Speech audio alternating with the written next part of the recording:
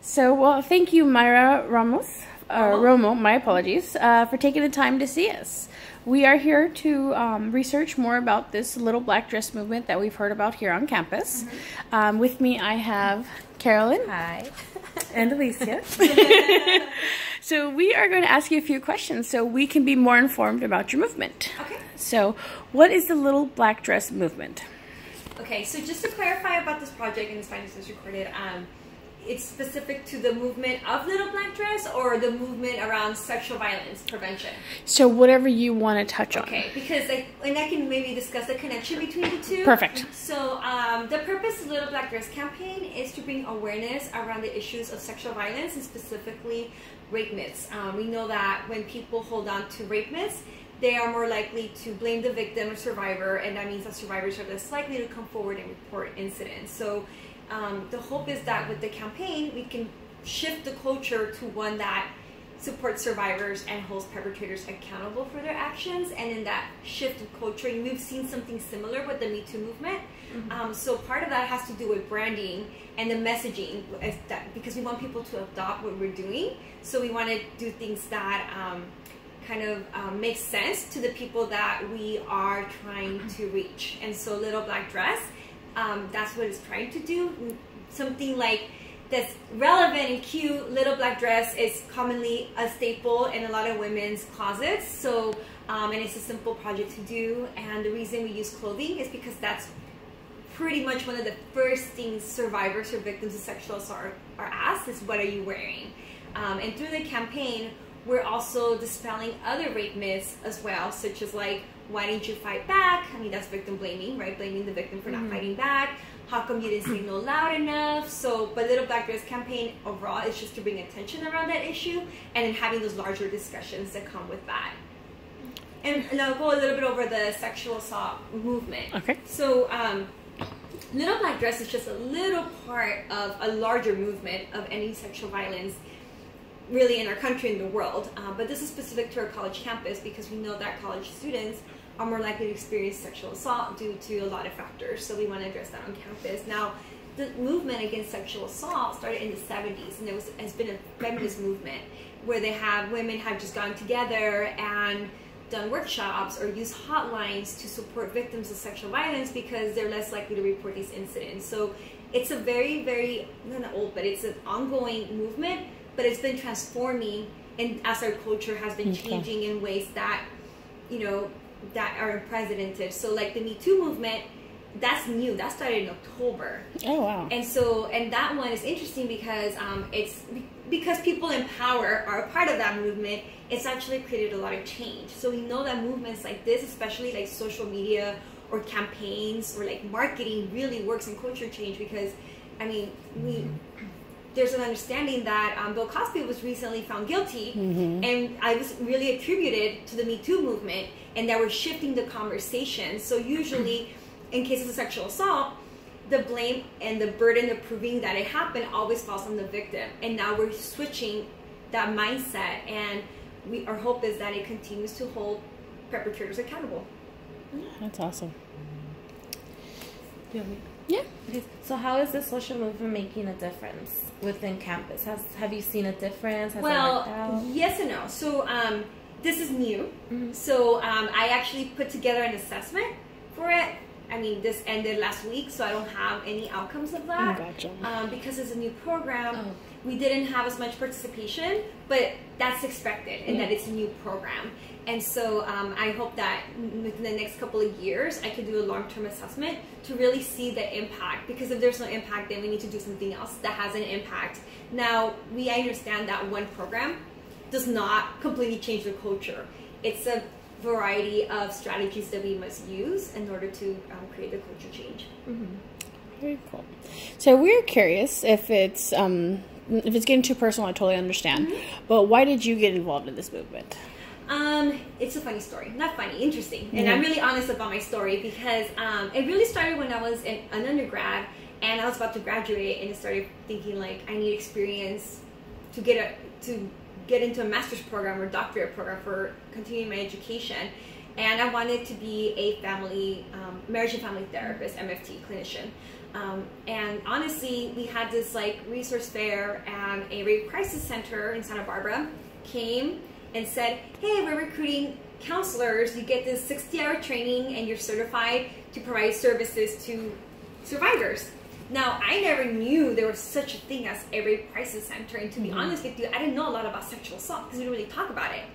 And so I didn't necessarily have an interest in the area, more like it's a great opportunity for me to get hands-on experience. Okay.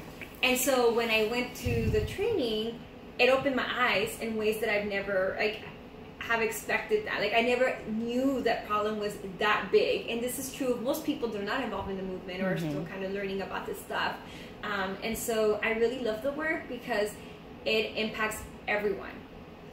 Whether you're a survivor or not, you probably know someone who's a survivor or has dealt with like street harassment. It's a very common experience. So I think that this work touches a lot of people. And so I really like being a part of that and that support. Very cool. So what is your ultimate goal for the social movement? So for Little Black Dress Campaign specifically, my goal is that we continue to fine-tune it. A part of the Little Black Dress Campaign is that people who become ambassadors or those that are wearing the dress or promoting the messaging, they have to go through a 1-hour workshop. So they can learn about the messaging and how to explain it, how to like communicate what we're trying to communicate. So my goal is to continue to better the workshop to make sure it has an impact. It's a little challenging to do it under an hour, but we're trying to just like fine tune it and see what works. We want to have maximum impact with a little bit of time. So my goal is that at some point it would become a piece of curriculum that other campuses can adopt, that they could bring onto their campuses if they feel like it fits their campus needs. There's a similar movement called Denim Day, which is usually the last Wednesday of April. And it has a similar, it's a very similar program, but it focuses on a different case in where it was a case in Italy in '94 that it was a judge that overturned a rape conviction because he said that because the victim at the time was wearing tight jeans, there was no way that the perpetrator could have taken off her jeans without her help. And in her helping him take off the jeans, she consented.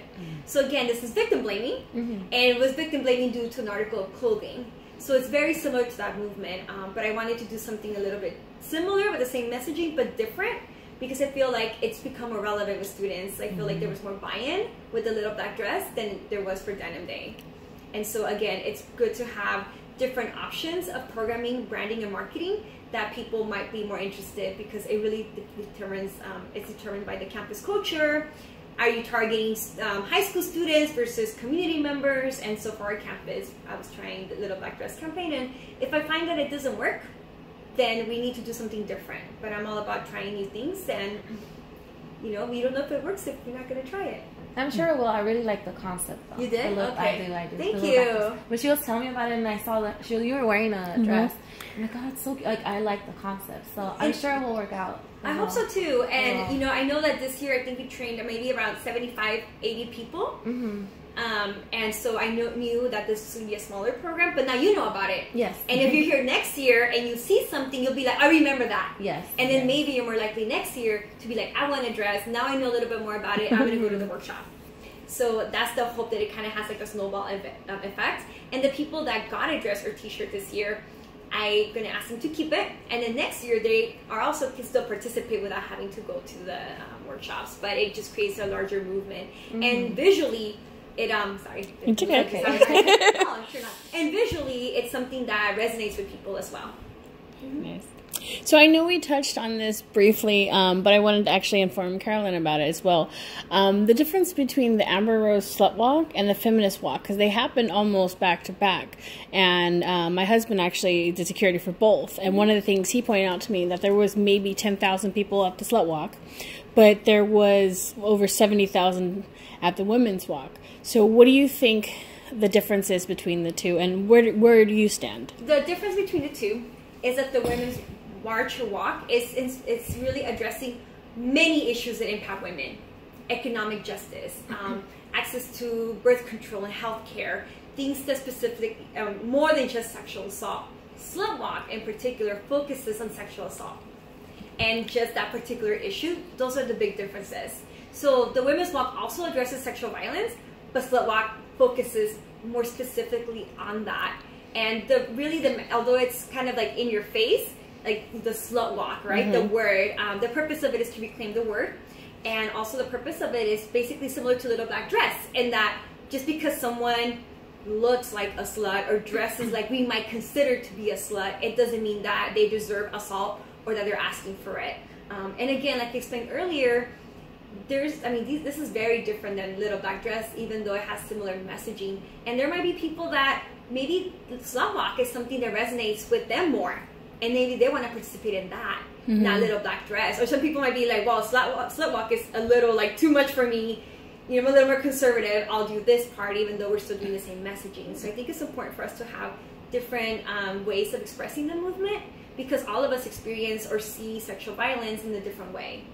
And empowerment means different things to different people. So making sure that everyone can find a place where they fit, and if they don't, then let's create something new. Now, where do I stand on that? Basically, I'm okay with people doing whatever they want, whatever feels true to them. I'm at some point to volunteer for Slut Walk, because I wanted to volunteer as an advocate there, because a lot of times in these movements, a lot of people are drawn to this movement because they might have been victimized in the past. So a lot of survivors are part of these movements, and it can be very triggering. What I mean by that, for example, Slut Walk, they do a speak out where people talk about their stories. Now, if there's a survivor in the audience and they hear a speaker that relates to their experience, that can be very traumatic for them. And so having emotional support at that moment is very important. And I think sometimes in these movements, they forget that piece of that. And so I was trying to figure out if Slut Walk has that component into it, like whether they have a separate area for confidential counseling or processing or something like that. Because the movement, beyond changing the culture, it's also to support survivors that have unfortunately already been impacted. And my goal really with these movements is that one day I'll work myself out of a job. Like, there will be no more rape, so there is no need for a counselor that specifically is specialized in sexual violence. Very nice. Oh, wow. Did you have another question?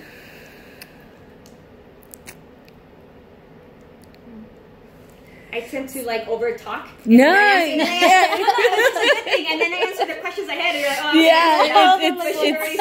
It's intense. Yeah. So, do you think, just to go back to the Slut Walk and the Women's March, do you think one carries more weight than the other? No. So you both think they're equally justified? Well, I don't like to say one's more important than the other. Obviously, you mentioned the sizes are very different, right? The goals are similar, but not exactly, right? Because, again, the Women's March addresses more issues, versus Slut Walk has a more narrow, not narrow, but a smaller focus, which is also a very important focus. And just to give you a little history about Slut Walk, it's a fairly new movement, I would call it. I believe it was in 2004, I want to say, that it started. It actually started in Canada. And how it started was that, so as you know, sexual assault on college campuses has become a big issue. So in Canada, they had a police officer do like a sexual assault prevention workshop. And one of his tips was, women need to not dress like sluts to prevent rape. And so obviously people were like, what? Like, you're still victim blaming in 2015, whenever it happens. I think it was 2015. And so they did the Slut Walk, kind of like, yeah, like if this officer believes this and someone reports to him and they were dressed in a manner that he perceived as slut, her experience is going to be minimized, and that's very problematic. And not only was it because of this individual officer, but we know that this is still an occurring thought for when it comes to people that respond to violence and people that support survivors. So they did the Slut Walk as a way to kind of speak to this issue, because I believe he actually used the word slut. That's why they're using Slut Walk. And that year, a lot of campuses did it, but it was a smaller scale. And Amber Rose kind of took that because in her history, she's been slut-shamed a lot in the media, and it's been very aggressive because of her history. So I think for her, in my opinion, it kind of like really pulled us some strings. It was like, no, we need to make this bigger. And her, that she has some influence, being that she's famous, then it's something that garnered more attention, but I know that I really don't hear what campus is doing this anymore. Gotcha. And again, that's okay. Yeah. Right? Yeah. So, where can the victims hear? Is there a confidential place they can go to? Because I know we just got an advisory in the newspaper saying that someone was assaulted here. Oh yes, and it was not a student that did it; it was just somebody on campus. Now, is there a place they can go to? Absolutely. Well, I'm the resource. I'm one of the resources, and I can give you some of these handouts because I'm printing some out. Because as you mentioned, there's been a public announcement of a sexual assault that occurred on campus. And so there are two things with that. One is when people see that, right? Let's say a survivor sees that and they might have already experienced the assault and they see that the school is taking action and that it was reported, it might impact someone's decision to also report. So it wouldn't be uncommon or it wouldn't be surprising if we got more reports.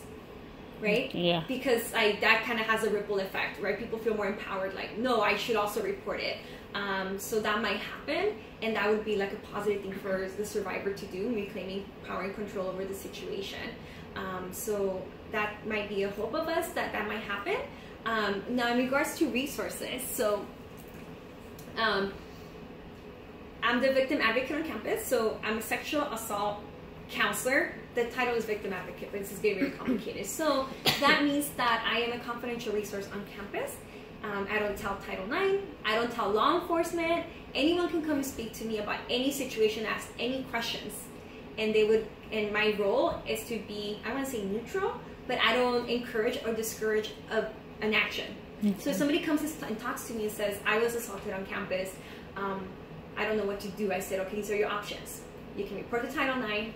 You can report to law enforcement, and I explain the processes, or you cannot report, because that's a very valid response. And so a survivor with that information, based on their experience and what they need, they decide what they want to do, and I support any choice that they make, even choices where they don't want to report it. I support that choice 100%, and I don't report outside of this office. The only things I report are like numbers. I will get numbers, because we want to know what's happening on our campus in order to address the issues. So I'm confidential. Counseling, psychological services is also confidential. Okay. Besides us two programs, anyone else on campus is not confidential. They're required to report to the Title IX office. Okay. And the Title IX office will need to contact the student who's impacted, because the campus needs to know about these issues, because they want to make sure that A, our students are being supported, and B, that these things are not happening on our campus. We want to prevent them or remove people or do things in order for students to feel safe on campus. And like you mentioned, it was and based on the report that you saw, it was somebody from off campus. Yeah. So I also support students in those situations. Sometimes people think that it's only student on student, because Title IX only addresses like, not only, but for the most part, they address like student on student, staff on faculty, like people affiliated with the universities. Now, if the perpetrator is a community member, that doesn't mean that we don't provide that support. And I also provide support on campus. So if a student was assaulted in a different city, but they're a student and they come to see me, they say I was assaulted in a different place, then I explain the same options. And if the student wants me to go with them to file a police report, I go with them off campus to file that report.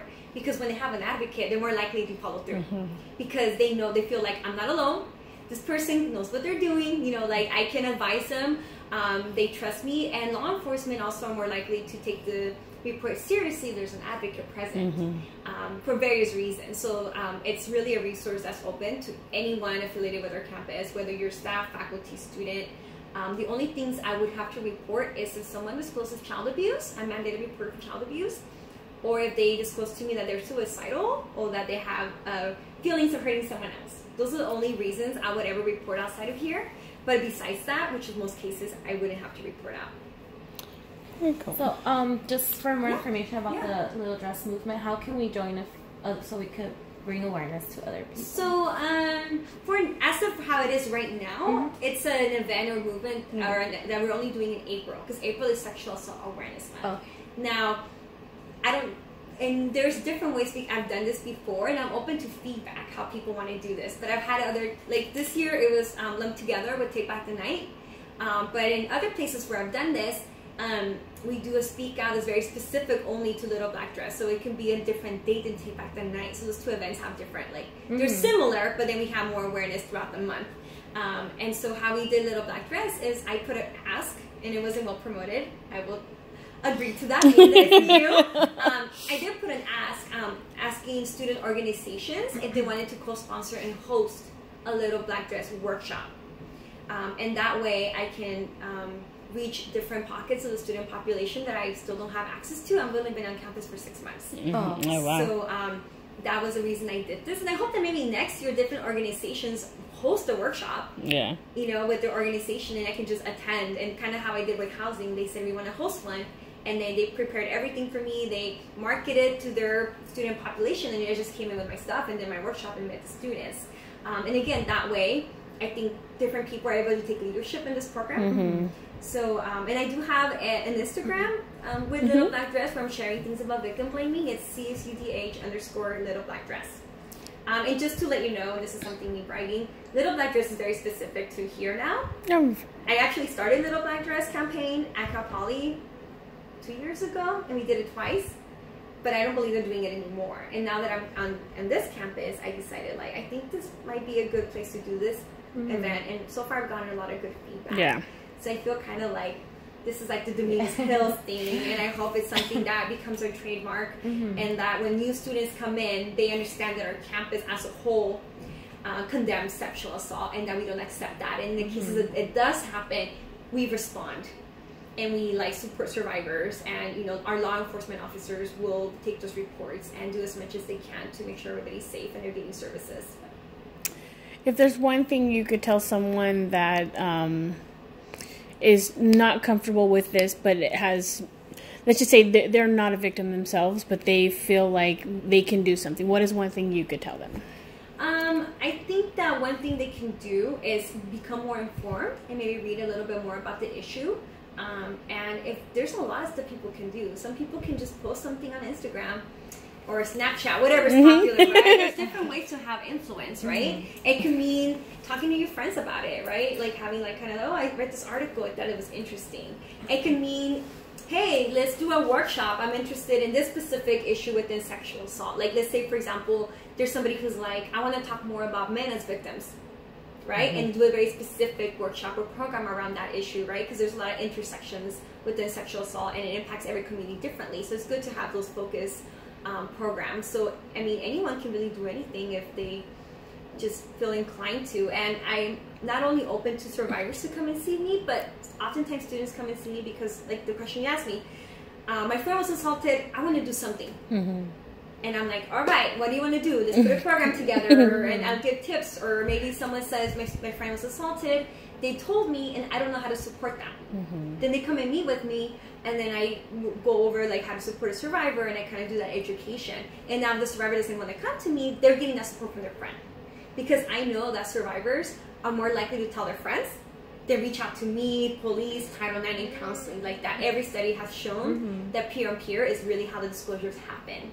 So it's also a good idea to reach out to everyone, even though they're not directly impacted, everybody's impacted. Very cool.